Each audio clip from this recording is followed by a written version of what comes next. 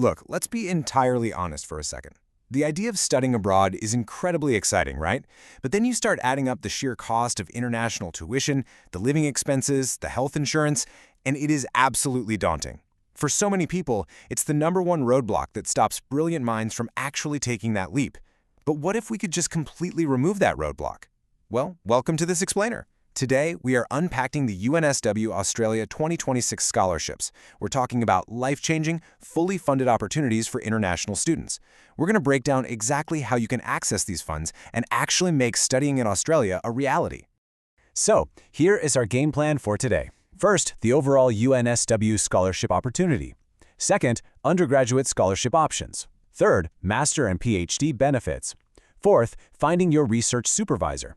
Fifth, the English proficiency waiver. And finally, number 6, the step-by-step application process. Let's just dive right in. Okay, Section 1, the UNSW Scholarship Opportunity. Whether you're aiming for a bachelor's, a master's, or a PhD, the bottom line is Australia is actively looking for international talent. And the best part? It all starts with a very beautiful number, $0. You know, one of the first massive financial hurdles when you're applying to international universities is just the application fee itself. Honestly, it can feel like a bit of a scam when you're applying to a dozen places and just watching your bank account drain. But for UNSW's higher degree research programs, what they call HDR, there is absolutely zero application fee. You can submit your entire application without spending a single dime, which instantly removes a huge, immediate barrier for prospective researchers. Now, it's really important to understand the two different paths you can take here, because they totally dictate your application strategy. On one side, we've got degrees by coursework. This is typical for undergrads and a lot of master's students. If you go this route, you just choose your program. You don't need to hunt down a research supervisor. Though keep in mind, individual departments might charge a small application fee for those coursework programs.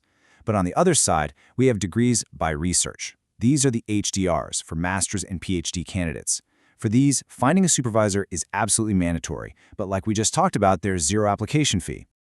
Moving right along to Section 2, Undergraduate Scholarship Options. If you're listening to this and you're planning to apply for a bachelor's degree, perk up, because this is for you. UNSW offers a specific scholarship that drops a $10,000 prize money or tuition fee waiver right onto your first year. Think about that.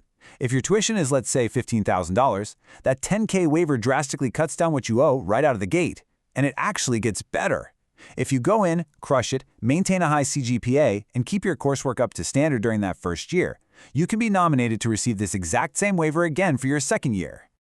So looking at the full menu of undergraduate opportunities, your absolute golden ticket is the fully funded International Science or Coursework Scholarship.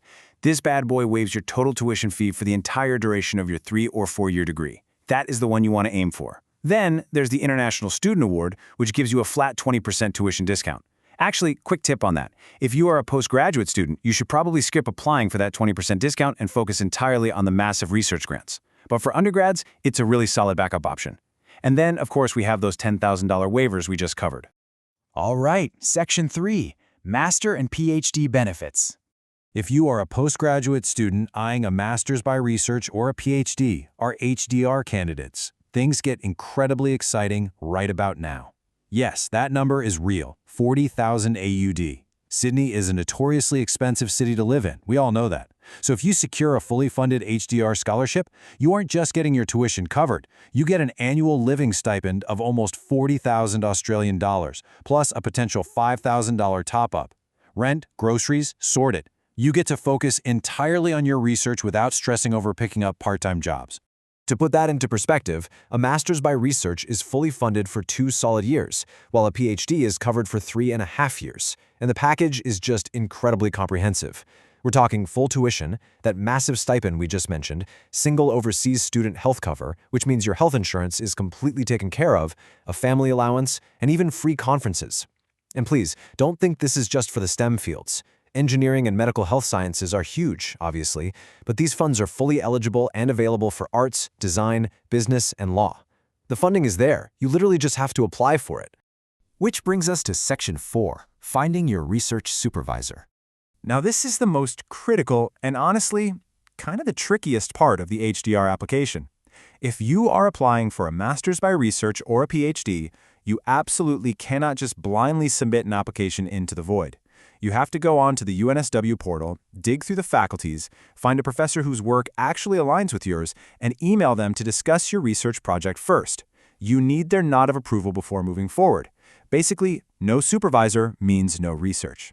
And when you do finally apply, you've got to have your documentation perfectly lined up. Every single thing must be translated into English. You'll need a rock-solid CV detailing your research, publications, and internships. But here is the absolute non-negotiable detail.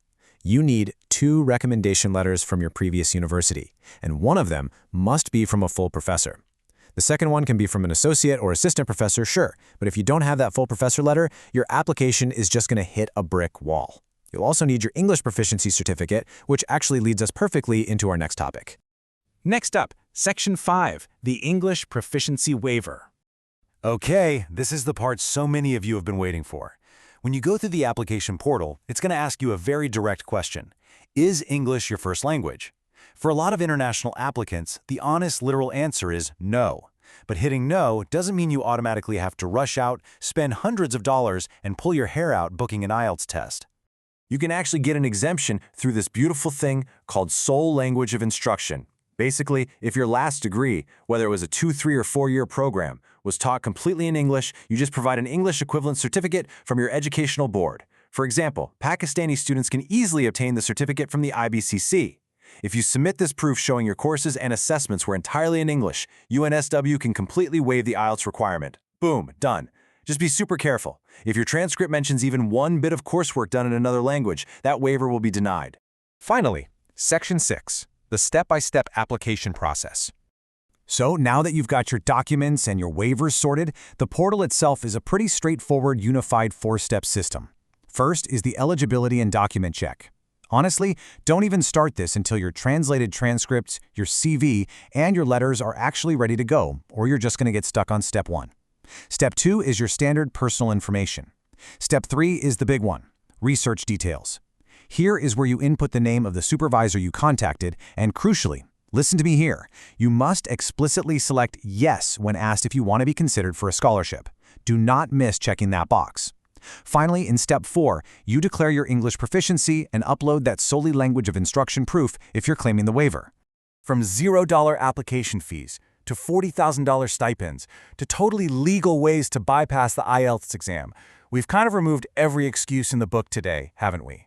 All the information you need to secure a fully funded spot at a top-tier Australian university is right here in your hands. So I have to leave you with this one question. When a world-class institution is literally offering to pay you to come and solve the world's problems, why haven't you started your application yet? The door is wide open. It's time to walk through it.